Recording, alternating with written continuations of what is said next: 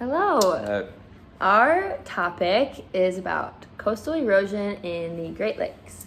And one of the reasons why this is important/interesting is because erosion is currently at an all-time high. Recently, there has been an increase in unpredictable weather, such as torrential rainfalls and brutal storms, resulting in a record high water level. An increase in precipitation causes bigger waves and more damaging winds. As waves get bigger, they build up more energy, causing more damage to the coastline by uprooting trees, damaging bluffs, and more detrimentally eroding away clay that is necessary to hold the shoreline together. Also, normally in the fall/winter seasons, water levels decline around 1 foot, which makes up for the slight increase in the summer season, but unfortunately, this is not happening. This graph represents evaporation levels in Lake Ontario, St. Clair, and Lake Superior. Many people believe that the warmer winters and the lack of ice would be beneficial and bring the water levels down because the warmer temps would mean more evaporation. However, that is not the case because evaporation is highest when the water is warm and the air is cold. The temperature difference accelerates the process, but with recent warmer weather being the cause for the lack of ice, which also reduces the air to temp difference, is making less evaporation happen in the atmosphere. Erosion is causing harm to both the environment and the economy.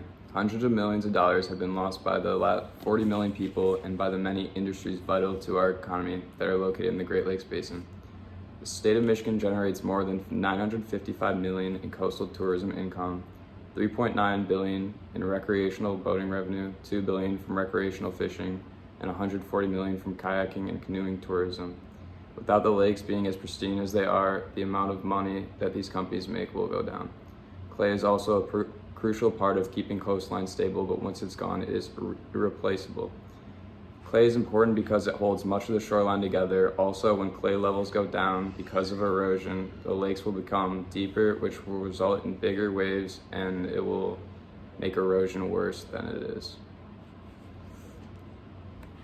Also, human mitigation is making erosion worse as well. The man-made strategies to mitigate coastal erosion are only temporary and incredibly costly, especially when being built in a hurry like many lakefront property owners are doing now. When building these things, they look like they'd be a good stop to erosion. However, energy is not canceled but redirected by pulling sand from neighboring beaches or by scouring it from underneath the protection. Most lakefront property is privately owned, so many people are just coming up with their own ways to stop the erosion rather than having the state come in and implement more natural and effective mitigation processes. Organizations working to prevent further damage. Michigan State Police are working with county leaders. Basically, it's a case by case, and many people are having to personally fund mitigation despite the call for help from federal funds and Governor Whitmer. The U.S. House of Representatives passed an amendment to the Coastal and Great Lakes Communities Enhancement Act. The amendment requires at least $5 million of that funding to go to projects within the Great Lakes. Michigan Department of Environment and Great Lakes and Energy are working to permit constructions like seawalls.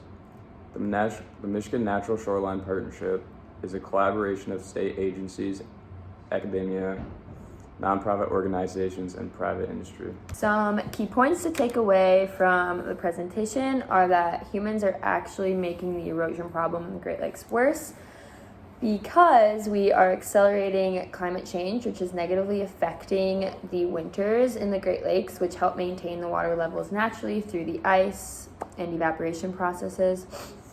Also, we are trying to stop the erosion problem through unnatural processes while not thinking about the environment and the long-term effects that these erosion barriers have.